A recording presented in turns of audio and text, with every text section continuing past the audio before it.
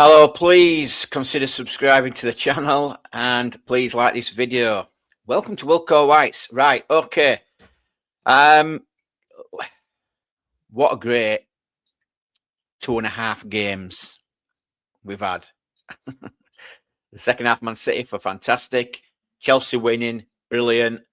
The Liverpool game, great comeback. I've had to sort of reflect a little bit. The Liverpool game, for me, was a great point. And I think if it wasn't for I'd say a couple of mistakes.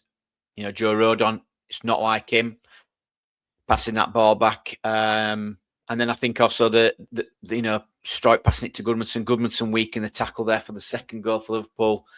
A couple of silly mistakes there. We've just given 2 goals away. And that was with the 3 at the back.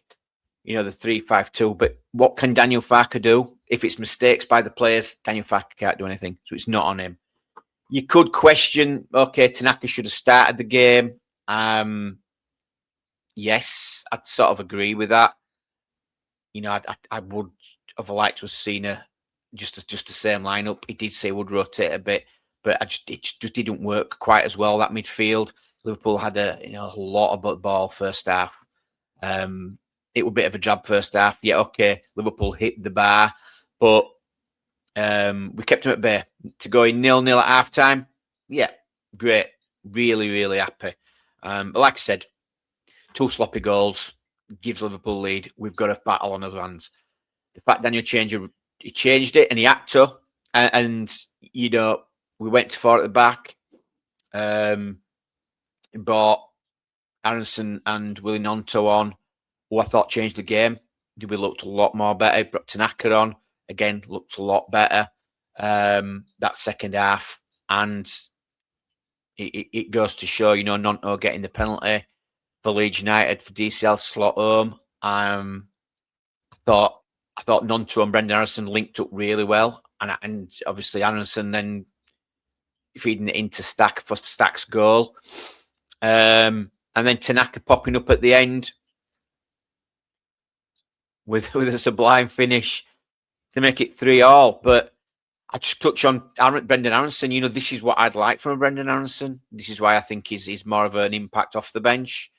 Willie Gnonto showing a little bit of skill and style. Like I said, I thought they linked up really well. But when it's last 20 minutes, these are the sort of players you want to be bringing on. They're busy, they're full of energy, and that's hard for any team. So maybe that is more of his role, Brendan Aronson, going forward. Whether Daniel Farke would agree with that, probably not. But again, I've reflected, and we're 16th, 15 points now, point per game still, which looks like what they're aiming for, and Farke's safe until that drops below that.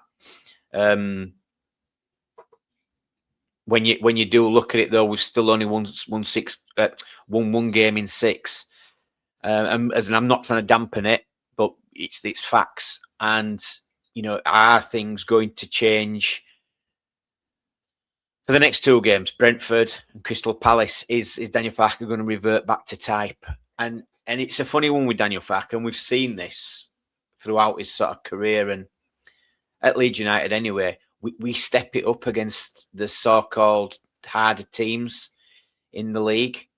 If we go back to the first season, Ipswich, Leicester, we battered Ipswich, who eventually got promoted. Leicester, we beat Leicester.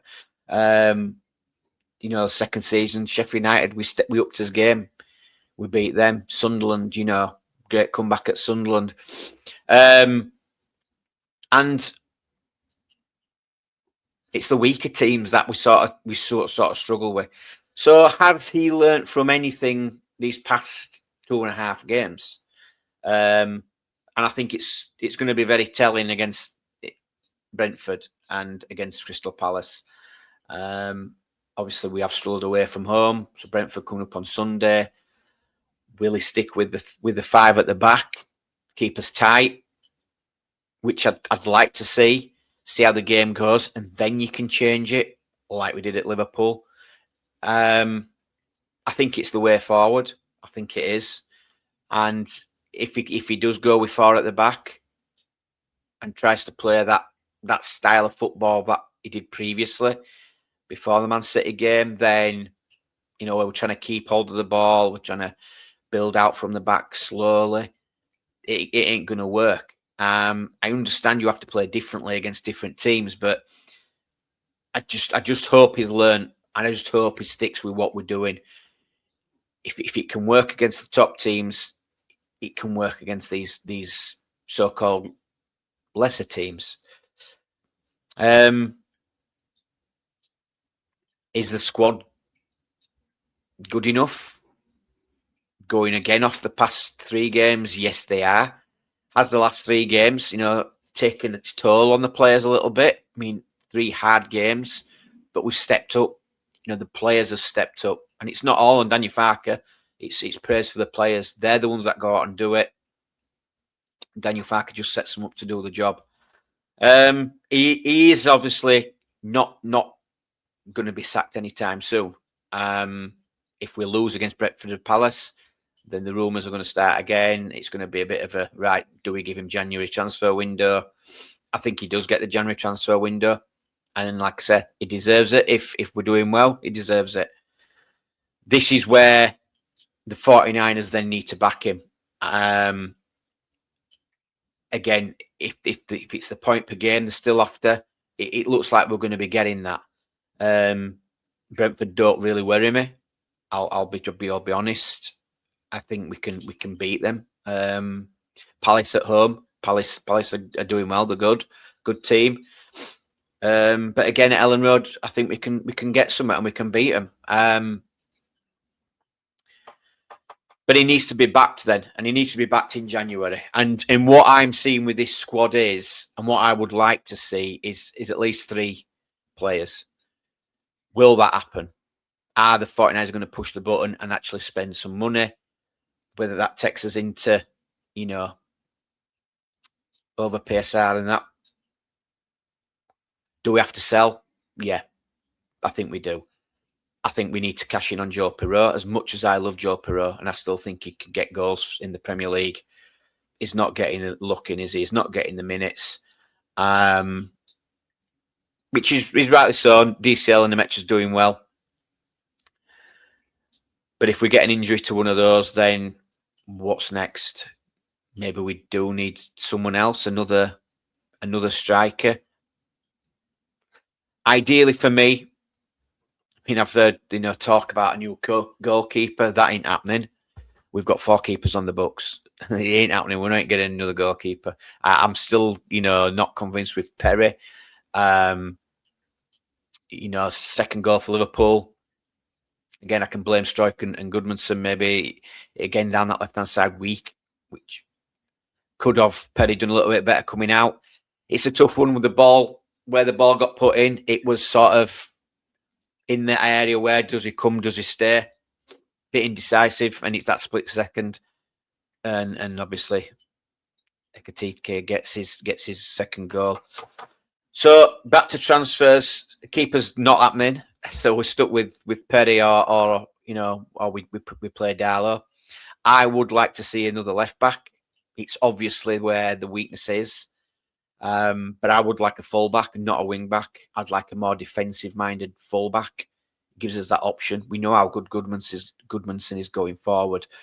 But in some games, we might need to play with a more defensive-minded fullback. So I would like that, a left-footed fullback who can defend. And I think it would really, really strengthen this squad. I would like to see more a number 10. Even though I'm loving Tanaka in the more forward role, obviously he can't do it all himself. Then we need competition in there. I know Brendan and Anderson came on and did really well, but again, I still see him as an impact player. I think we still need to go out and get that number 10. And right wing, we need a right winger. We're now Dan James injured, and it's hamstring. then it could be recurring. It's not, you know, when somebody who relies on the pace. I know that that happened to me when I was playing, and that forced me to retire. To be honest, when your hamstrings go and you lose your pace, it's hard to get back. It's hard to get back, or it's hard to change your game, so to speak. So, you know, is the writing on the wall for Dan James? I don't want to say that just yet, but like I say, if it's hamstrings, it's tough. So I would like another right winger. I'd really love a really great attacking minded winger. Brendan Aaronson's not the answer out there. We all know this. Maybe Willie Gnonto can get given a chance, but I don't think he will. I think he's just the competition for Okafor on that left hand side. So that's 3. And like I said, we need to sell. And if we can sell Pirro, make a little bit of profit on him, then put that money towards another striker. That's the ideal situation, and that's the 4 for me. Left back, 10, right wing, and maybe another striker. So will it happen? I'm not so sure.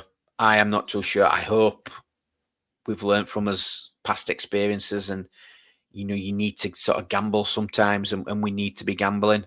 You know, we're not clear. We're not safe. You know, I'm not saying it's not in the realms we can't stay up, but we need to be, what's the word? The masters of his own fate. And, you know, it's what any club would do. You know, that's not just Leeds United. You've got to gamble. You've got to take these risks, and that's going to be in the transfer window. He needs backing. Does Daniel Farke? You know, he's pulled off some 2 great games there. And again, it's on the players as well, the players and the manager. But he can't do it all himself, and this ain't going to be able to. I don't think we'll be able to do this all season. We need that competition to get us over the line, and it'll be worth it. It'll be worth the outlay. It'll be worth the money come the end of the season. So, right, okay, that's it for me. Again, please like the video, please subscribe, and I will speak to you shortly.